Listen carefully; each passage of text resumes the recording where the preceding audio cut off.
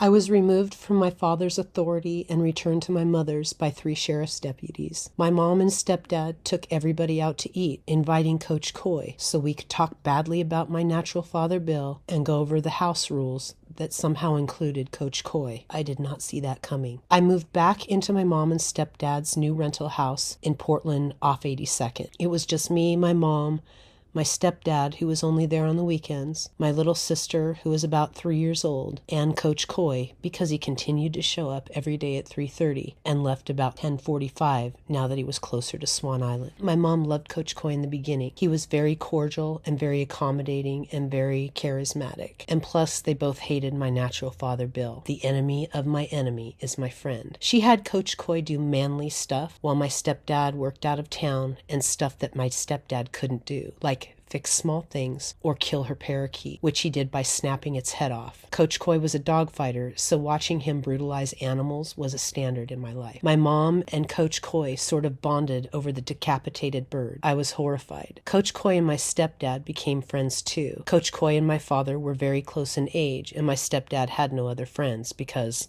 my mom. My stepdad was afraid of Coach Coy, though, you could tell. My mother also thought it was good that this man would keep me in line. She considered me an out-of-control child. I was not. However, when she realized that she was losing complete control of me and that Coach Coy had gained control of me, she began pressuring me to get rid of Coach Coy, to get a job, and to enroll in Madison High School, my 4th high school in as many months for my senior year. Pressure meant that my mom and or stepdad would lecture and berate me for approximately an hour and a half while I bawled and repeated over and over again, "I'm sorry, and I don't know why I do the things that I do." This happened multiple times a week. My parents never said anything to Coach Coy about going away. No adult ever did, not once. When these emotional torture sessions alone didn't work, my mom began making arrangements for me to leave Portland and to go stay in Seaside with my stepdad, who was working out of town at the time and staying in a camper at the coast. Coach Coy promised that he would follow and began threatening me, that if my parents were going to take me away from him, he was going to follow or make them pay. Both my mother and Coach Coy demanded, questioned, and threatened one another through me.